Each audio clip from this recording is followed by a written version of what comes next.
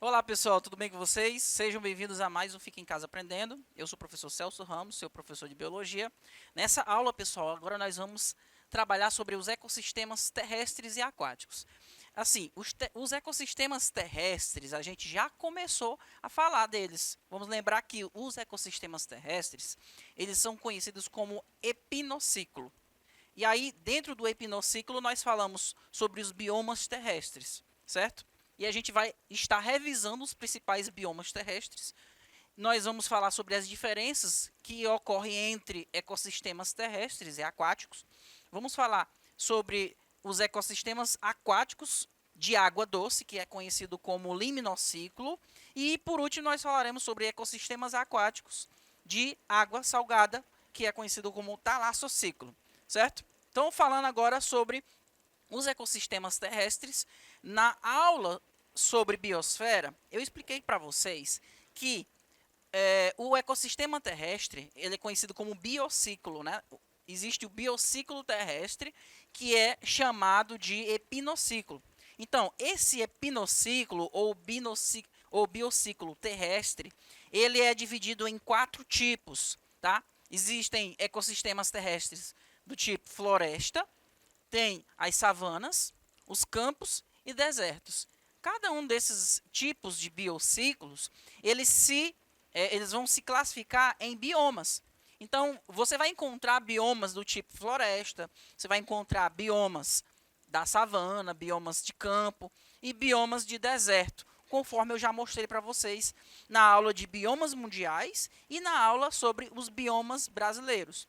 Sendo que na aula sobre biomas brasileiros, nós tivemos 2 aulas, né? Nós trabalhamos 3 biomas brasileiros em uma aula e 3 biomas brasileiros em uma outra aula, ok? Então, cada biócoro, ele possui os seus biomas característicos. E aí nós vamos ter os biomas mundiais, como, por exemplo, a tundra, tem a taiga, a floresta temperada decídua, nós temos aqui a floresta tropical, campos, savanas e desertos. Sobre cada bioma desse eu já apresentei as características para vocês.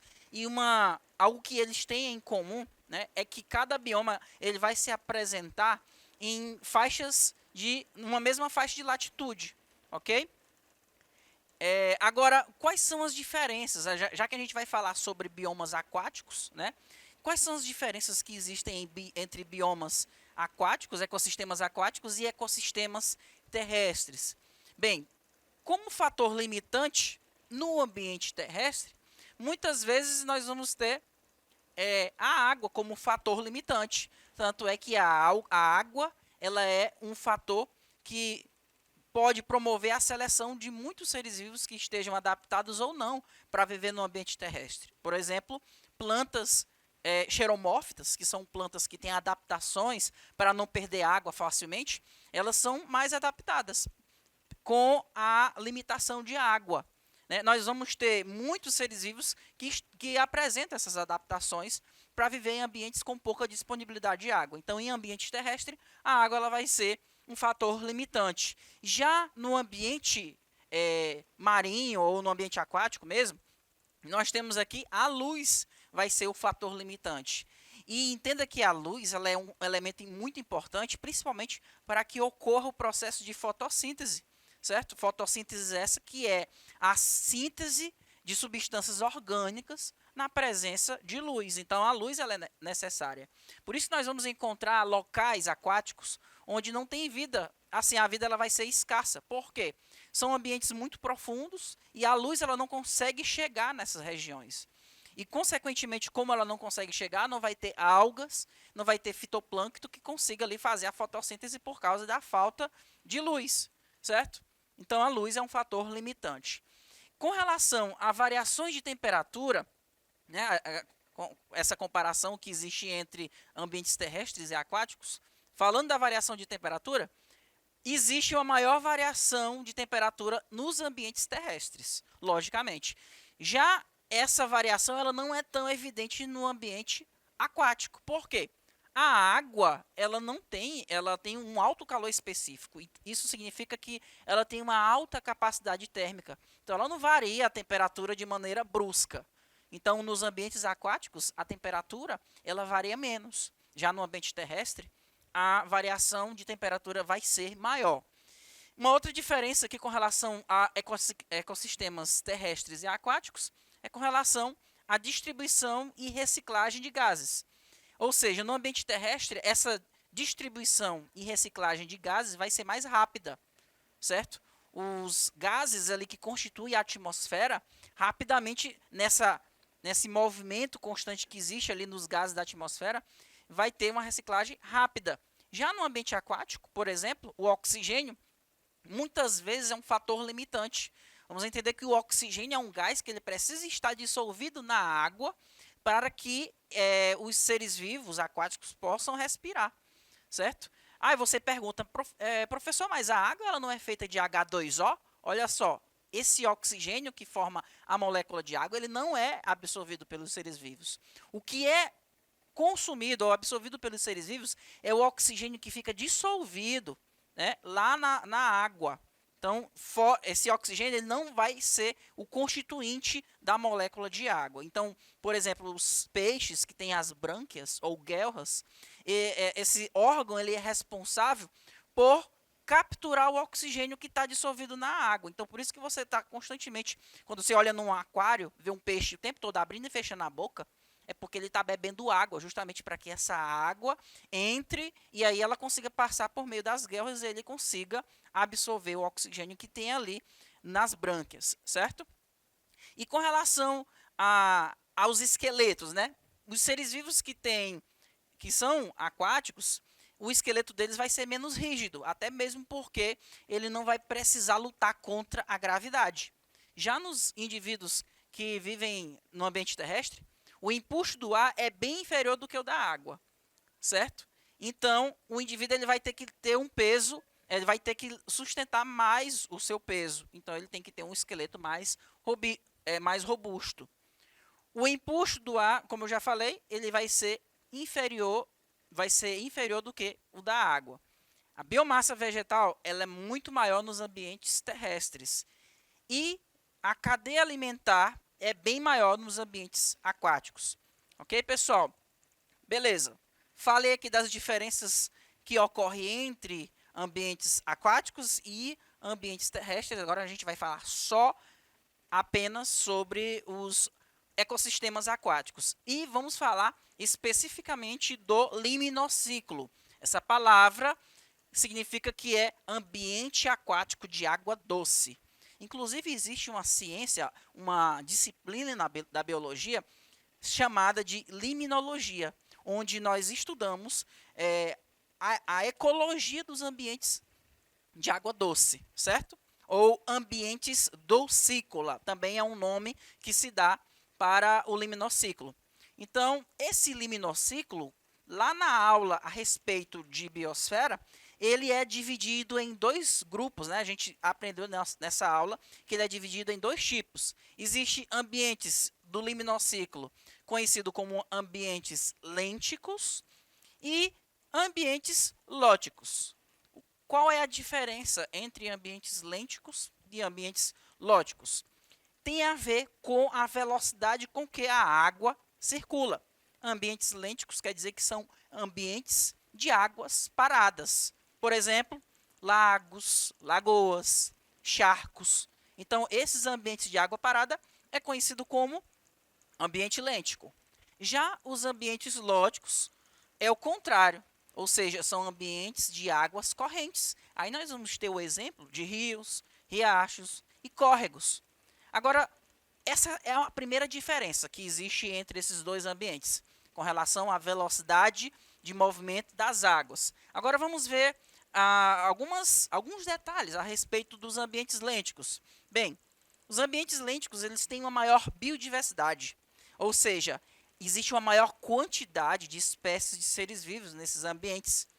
Aí você me pergunta, por que será, professor, que isso acontece? Bem, essa maior biodiversidade se deve ao fato justamente da água estar ali, ó, parada. Você vai ter as algas, os seres que são autótrofos ali, que ficam na água, eles vão ter mais tranquilidade de ter contato com a luz, certo? E eles vão promover mais fotossíntese, vão produzir oxigênio, certo? Esse oxigênio também favorece tanto ao ambiente aquático, porque vai disponibilizar o gás oxigênio para os seres que vivem ali no ambiente aquático, mas também vai estar auxiliando também na renovação do ambiente, do oxigênio que fica no ambiente terrestre. Além do mais, esses seres autótrofos, eles fazem parte da cadeia alimentar, são a base da cadeia alimentar. E, consequentemente, como eles estão ali em água parada, eles conseguem se proliferar mais rápido. E, consequentemente, eles vão fornecer alimento para os indivíduos que são conhecidos como heterótrofos, que são aqueles que não produzem o seu próprio alimento. Então, pessoal, os ambientes conhecidos como ambientes lênticos, que formam os lagos, lagoas e charcos, eles apresentam maior biodiversidade. Consequentemente, essa biodiversidade vai formar uma cadeia alimentar. Nessa cadeia alimentar aqui, na base dela, nós temos os indivíduos produtores, que vão servir de alimento para os consumidores primários, que aí nesse caso, os consumidores primários serão conhecidos como zooplâncton, certo? Aqui onde tem produtores, eu poderia muito bem escrever fitoplâncton. Nós temos aqui o conceito de plâncton. Plâncton são organismos que são levados, ou organismos errantes, para onde a água os leva, eles serão transportados. E aí esse plâncton, ele é formado pelo fitoplâncton e pelo zooplâncton. O fitoplâncton são organismos produtores, como algas unicelulares. Já o zooplâncton é formado, por exemplo, por microcrustáceos, que são pequenos animais, larvas de vários animais. Nós vamos encontrar protozoários, ou seja, são organismos que são microscópicos, logicamente, e eles são heterótrofos, eles se alimentam dos produtores, o fitoplâncton. E esse zooplâncton ele serve de alimento para peixes dos mais variados tipos. Então, essa grande biodiversidade ela vai acontecer nos ambientes de água parada, certo?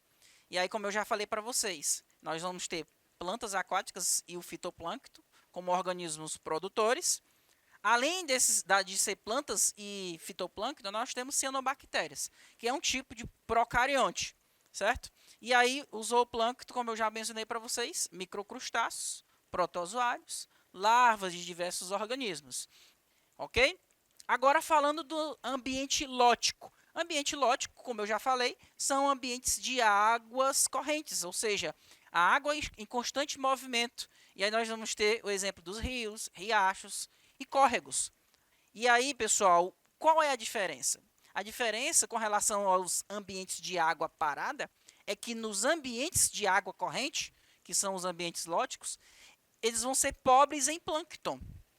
Por que pobres em plâncton? Esse movimento aqui das águas, eles vão diminuir a quantidade de algas que vão ficar ali paradas, recebendo a luz solar para promover a fotossíntese. Então, na parte em que ocorre o movimento da água, você não vai encontrar praticamente zero de algas promovendo a fotossíntese. Então, seus habitantes, eles são principalmente algas fixas, algas fixadas às rochas. Então, onde é que vai ter mais algas? Perto da beira dos rios, desses riachos e desses córregos, porque ali, perto da beira, a água está mais tranquila, vai estar mais parada e, consequentemente, os organismos produtores vão poder se proliferar. E aí eles vão poder também servir de alimento para os outros animais, certo? E aí, seus habitantes são algas fixadas em rochas. Nós temos também moluscos, como algumas lesmas, ou até mesmo caramujos, caracóis, ok? Nós vamos ter insetos. Já viu aqueles mosquitos que ficam caminhando na água? Pois é, você não vai encontrar esse tipo de mosquito andando na parte onde a água está corrente, porque não tem como ele ficar ali parado. Ele vai estar ali perto da beira, onde a água está mais tranquila, e aí ele pode também depositar seus ovos, certo? E aí nós vamos encontrar também peixes que dependem do alimento proveniente das margens, ok? E aí, por isso nós vamos ter, geralmente em ambientes de água corrente, os peixes eles vão ali ficar na beira para tentar procurar algum tipo de alimento, porque dificilmente ele vai encontrar alimento ali no meio ali do rio ou do riacho, né? Porque a água ela está em constante movimento. Pronto, falei sobre os ambientes de água doce, né, que é o liminociclo. Agora eu vou falar rapidamente sobre os ecossistemas de ambiente salgado, de água salgada, né, que é conhecido como talassociclo. Talassociclo. Então, de talassociclo nós temos os mares e os oceanos, né, pessoal? Bem, qual é a diferença, né, entre mares e oceanos? Tem diferença? É a mesma coisa? Bem, mares e oceanos, eles cobrem mais de 3/4 da superfície terrestre. Profundidades que variam de alguns metros, certo? Em regiões litorâneas, a mais de 11 quilômetros. Que aí a gente vai ter o exemplo das zonas mais profundas. Esses ambientes eles têm grande estabilidade e homogeneidade. Ou seja, vai ter uma composição química e temperatura praticamente constante, certo? Os mares eles são geralmente menores do que os oceanos. Então, uma primeira diferença desses dois ambientes é com relação à sua amplitude, o seu tamanho. A salinidade dos mares é de cerca de 3,5 gramas por litro de sais, ou seja, a cada litro nós temos 3,5 gramas de sais, ok? Com predominância principalmente aqui do cloreto de sódio, elemento constituinte, aliás, substância constituinte do ambiente de água salgada. Então, nós podemos distinguir dois domínios desses ambientes de água salgada. Nós vamos ter o domínio bentônico e nós vamos ter o domínio pelágico. O que é o domínio bentônico? O termo bentônico tem a ver com o fundo, ou seja, tudo que está ali no fundo desses ambientes aquáticos, no caso do ambiente de água salgada, tudo que tem a ver com o fundo é ambiente bentônico. Então, qualquer ser vivo que vive no fundo é conhecido como ser bentônico. E o domínio pelágico. O domínio pelágico vai ser relativo às massas d'água. Ou seja, nesse ambiente nós vamos encontrar os seres nectônicos, ok? Ou até mesmo os seres pelágicos, que são aqueles que ficam nadando livremente no ambiente aquático. E aí esse ambiente de água salgada, ele pode ter uma divisão do ponto de vista ecológico. Então, desse ponto de vista, nós podemos, por exemplo, ter a zona fótica, que é a zona que tem contato com a luz solar, ou seja, até onde a luz consegue alcançar, e a zona afótica. O termo A quer dizer negação.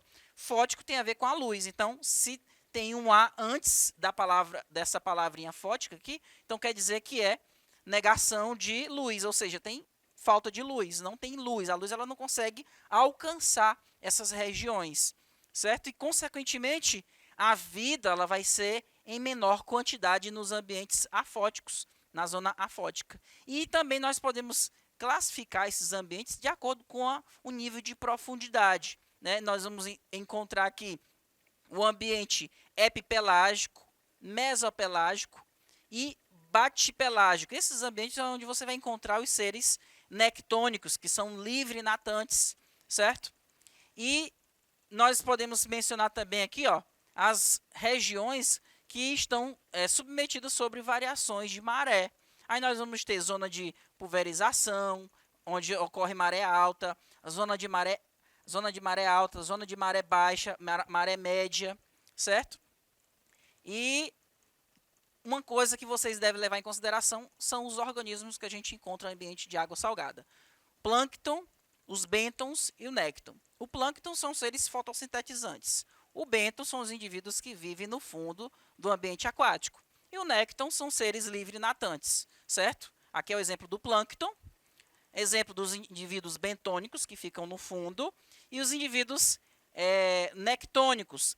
Né? No caso do nécton, nós temos seres pelágicos que nadam livremente e os organismos que são conhecidos como demersais. Geralmente ele fica no fundo, mas quando ele tem a necessidade, ele pode nadar livremente. Beleza, pessoal?